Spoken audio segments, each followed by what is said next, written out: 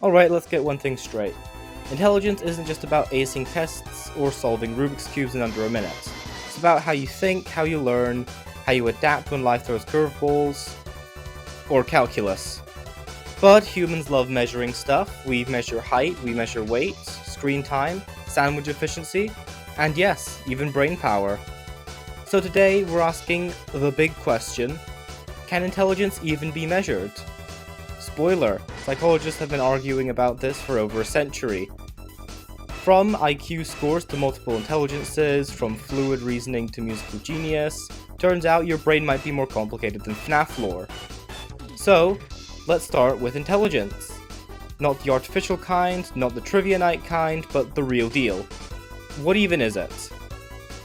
At its core, intelligence is your brain's ability to think, learn, solve problems, and adapt to whatever life throws at you. It's not just about knowing facts, it's about how fast and how deeply you can work through complex stuff. And because humans love measuring everything from shoe size to that sausage your male friends have, we tried to measure the brain too. Back in the early 90s, researchers named Binet and Simon created the first intelligence test.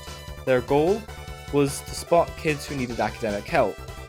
They introduced the idea of mental age versus chronological age. So if you're 8 years old but solve problems like a 10-year-old, congratulations, your IQ should be around 125. For some reason. Then came Lewis Terman, who adapted their work into the Stanford Binet test and gave us the classic IQ formula. The IQ equals your mental age divided by the chronological age times 100. Simple math. Big implications. Fast forward to David Wechsler, who said that intelligence isn't just one thing, and created Wise for Adults and Whisk for Kids, where he split intelligence into two different parts. Verbal intelligence, which is about vocabulary and comprehension, and performance intelligence, where they focus on puzzles, spatial reasoning, and pattern recognition. Today, IQ scores are norm referenced, meaning that your score is compared to the general population. The average is 100, and most people, about 95%, fall between 70 and 130. It follows a bell curve, which is basically the universe's way of saying most people are kind of average, but that's okay. Now here's where psychology gets spicy. Because if you ask 10 psychologists what intelligence is, you'll get at least 12 different theories instead, because of course you will. Charles Spearman said that intelligence is one general ability, G, that powers everything. If you're good at one mental task, you're probably good at others too. It's like having a high-performance CPU in your brain. However, a psychologist named Thurstone disagreed. He said intelligence isn't one thing, it's 7, for some reason again. Including verbal comprehension, word fluency, number skills, spatial visualization, memory, perceptual speed, and reasoning. Basically, he turned intelligence into your average skill tree from an RPG. Then Cattle, remember him, and a guy named Horn came in with a two-part model. Fluid intelligence, your ability to solve new problems, no prior knowledge, just raw brain power, and crystallized intelligence, your ability to use what you've learned, facts, experience, and wisdom.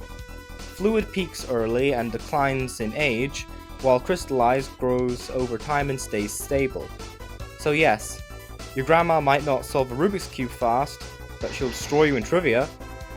Then a psychologist named Carol said intelligence is layered like a psychological onion.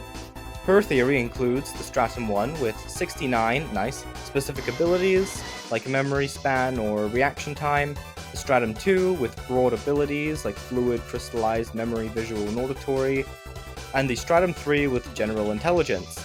It's basically a tiered system for your brain skills. This makes sense, right? Now Howard Gardner looked at the IQ test and said, wait, that's too narrow. So he proposed 9 intelligences. Because of course we need more. My god. Linguistic, logical mathematical, spatial, musical, bodily, kinesthetic, interpersonal, intrapersonal, naturalist, and existential are the 9 categories Carol came up with. So yeah, just admire this absolute shit heap of categories. And finally, thank God, Robert Sternberg said intelligence comes in 3 different flavors. Analytic, which is school smarts and problem solving, practical, which is street smarts and real world adaptation, and creative, which is innovation and thinking outside the box. He's basically done what Gordon Allport did with his personality trait theory. Okay, so cool theories and everything, but can we actually boost our intelligence? Turns out, yes, but it's complicated. So programs like Head Start gave kids early boosts in IQ, though the effects often faded. Then, the ABC Durian project, on the other hand, provided intensive care, education, nutrition, and medical support, which led to long-term gains of about 5 IQ points. And here's something wild. Average IQ scores have been rising by about 3 points per decade worldwide. This is called the Flynn effect, and it might be due to better nutrition, more stimulating environments, improved education, and greater genetic diversity. So yeah, your great-grandparents might have been smart, but you've got the upgrade patch. Now let's talk about creativity, aka Big Brain DLC. Creativity is your ability to generate original, useful ideas and solve problems in new ways. There's divergent thinking, which is about brainstorming lots of possibilities, and convergent thinking, which is about narrowing it down to the best solution. It's like throwing spaghetti at the wall, then picking the one noodle that actually sticks. Creative folks tend to use analogies, make loose associations, stay flexible and open-minded, persist through challenges, reject traditional norms, or have high intelligence and broad interests. Basically, they're the ones who ask what if, and then actually build it. So if you want to actually level up your brain creatively, Sternberg suggests you redefine problems, analyze your own ideas, sell your ideas, overcome obstacles, take sensible risks, be willing to grow, believe in yourself, tolerate ambiguity, find what you love, and remember, too much knowledge can trap your thinking, so sometimes you gotta unlearn to innovate. So, can intelligence be measured? Kind of, but only if you define what you mean by intelligence. Is it problem solving, creativity, emotional insight? Is it knowing how to fix the broken printer and how to comfort a crying friend? Psychologists have built tests, theories, and models, but none of them fully capture the messy, brilliant, and unpredictable ways of our minds. So, intelligence isn't just a number, it's a spectrum, a system of a story. And whether you're a logic wizard, a musical prodigy, or just really good at remembering obscure Pokemon facts, your brain's got its own kind of brilliance.